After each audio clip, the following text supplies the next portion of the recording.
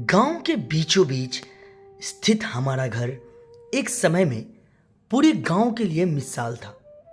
दो भाइयों का ऐसा प्रेम था कि लोग उन्हें राम लक्ष्मण की जोड़ी कहा करते थे।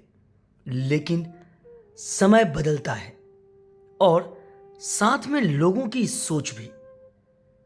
मेरे पापा शुभकांत और बड़े पापा हरिकांत दोनों साथ रहते थे। दादा दादी ने बचपन से ही दोनों भाइयों में भाईचारे और परिवार की अहमियत सिखाई थी। परंतु जब परिवार बड़ा हुआ और जिम्मेदारियां बढ़ने लगी तो यह सीख कहीं खो गई। उस दिन दोपहर का समय था। घर के आंगन में सभी बैठे थे। चाय का दौर चल रहा था। तभी बड़े पापा ने अचानक से कहा, शुभकांत, मुझे लगता है कि अब हमें अलग हो जाना चाहिए।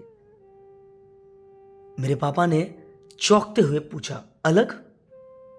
पर क्यों भैया? हमने तो हमेशा साथ रहने की कसम खाई थी। बड़े पापा ने अपनी बात जारी रखते हुए कहा, देखो शुभकांत, तुम्हारी 3 बेटियां हैं। मैं ये नहीं कहता कि बेटियां बोझ होती हैं, लेकिन उनकी शादी का खर्चा बहुत बड़ा हो जाता है। मुझे डर है कि कहीं ऐसा ना हो कि आगे चलकर मुझे ही सबकी शादी करनी पड़े। इसलिए अच्छा होगा कि हम अलग हो जाएं। यह सुनते ही पापा के चेहरे पर एक अजीब सा डर छा गया। उनकी आंखों में अपमान और दुख के मिले जुले भाव साफ दिख रहे थे। वो कुछ देर चुप रहे, लेकिन फिर बोले, भैया, ये आपने कैसी बात कह दी? बेटियां बोझ नहीं होती, ये तो घर की लक्ष्मी होती है और शादी का खर्चा मिलकर उठाना क्या बुरा है? आखिर हम भाई हैं। लेकिन बड़े पापा ने अपनी बात पर जोर देते हुए कहा, शुभकांत, तुम मेरी बात समझने की कोशिश करो। मैं अपने बच्चों के भविष्य के लिए चिंतित हूं। हर कोई अपनी जिम्मेदारियां खुद उठाए, यही सही होगा। उस रात पापा सो नहीं पाए। वो देर तक आंगन में बैठे आसमान की तरफ देखते रहे। उनका दिल दर्द से भरा हुआ था। उन्होंने सोचा, कैसे एक भाई अपने ही भाई से ऐसी बात कर सकता है? क्या बेटियां के पिता होना इतना बड़ा गुनाह है? दूसरे दिन बिना कुछ कहे पापा ने अपने हिस्से की जमीन और घर का कोना लेने का फैसला कर लिया। उन्होंने मन ही मन ठान लिया था कि अब वो अपनी बेटियों की परवरिश और उनकी शादी का खर्च अकेले उठाएंगे। अलग होने के बाद पापा ने कड़ी मेहनत शुरू कर दी। उन्होंने खेती के साथ साथ गांव के पास वाले कस्बे में छोटी मोटी मजदूरी भी करनी शुरू कर दी। हर सुबह सूरज उगने से पहले घर से निकलते और देर रात वापस आते। वो किसी भी तरह अपनी बेटियों को अच्छी शिक्षा देना चाहते थे। गांव वाले पापा का मजाक उड़ाते थे। कहते थे, देखो शुभकांत को बेटियों के लिए खुद को तबाह कर रहा है।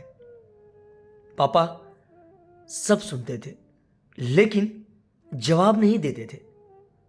वो कहते, लोगों की बातें मुझे नहीं, मेरी मेहनत को रास्ता दिखाएगी। मेरी तीनों बहनें पढ़ाई में बहुत अच्छी थी। बड़ी बहन अल्पना ने डॉक्टर बनने का सपना देखा। मझली बहन कल्पना को अध्यापिका बनना था और छोटी बहन राधा एक इंजीनियर बनना चाहती थी। पापा ने उनके हर सपनों को पूरा करने के लिए अपनी जान लगा दी। एक दिन अल्पना ने पापा से कहा, पापा आप इतनी मेहनत क्यों करते हैं? हम लोग ज्यादा की ख्वाहिश नहीं रखते। पापा ने मुस्कुराते हुए कहा, बेटा मेरी मेहनत ही तुम्हारा हक है। मैं चाहता हूं कि तुम लोग वो सब हासिल करो जो मैंने सपने में भी नहीं सोचा। इधर बड़े पापा का हाल भी कुछ खास अच्छा नहीं था। उनके बेटे पढ़ाई लिखाई में कमजोर थे और घर का खर्चा बढ़ता जा रहा था। धीरे धीरे उन्हें एहसास हुआ कि उन्होंने पापा से अलग होकर बहुत बड़ी गलती की है, लेकिन उनकी खुददारी ने उन्हें पापा से बात करने नहीं दी। वक्त बीता और एक दिन अल्पना की शादी तय हो गई। पापा ने अपनी सारी जमा पूंजी बेटी की शादी के लिए लगा दी। गांव वालों ने फिर से ताना मारा, सुफकांत तुम खुद को क्यों इतना कष्ट दे रहे हो? बेटियों की शादी के लिए इतना क्यों खर्च कर रहे हो? पापा ने बस यही कहा, बेटियां अगर ससुराल में खुशी खुशी जाएगी तो मेरी मेहनत सफल हो जाएगी। शादी के दिन बड़े पापा भी आए।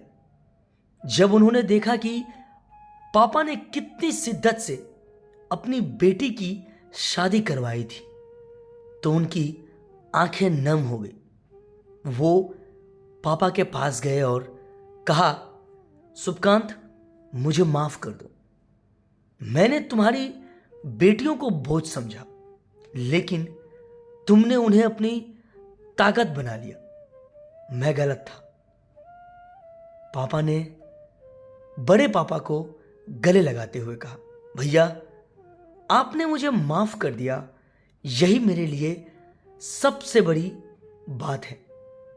परिवार में गलत फहमियां होती हैं, लेकिन उन्हें सुलझाना ही हमारा कर्तव्य है। उस दिन पूरे गांव ने देखा कि कैसे पापा की मेहनत और भाईचारे की भावना ने सबके दिल जीत ली। आज जब मैं अपनी बहनों को उनके खुशहाल परिवार में देखता हूं तो मुझे गर्व होता है कि मेरे पापा ने इतनी बड़ी मुश्किलों का सामना किया और हमें सिखाया कि बेटियां बोझ नहीं, परिवार की रौनक होती है। उनका संघर्ष और बड़े पापा के बदलते विचार हमेशा हमारे परिवार के लिए प्रेरणा बने रहेंगे। यह कहानी केवल एक परिवार की नहीं, बल्कि हर उस इंसान के लिए है जो बेटियों को बोझ समझने की भूल करता है।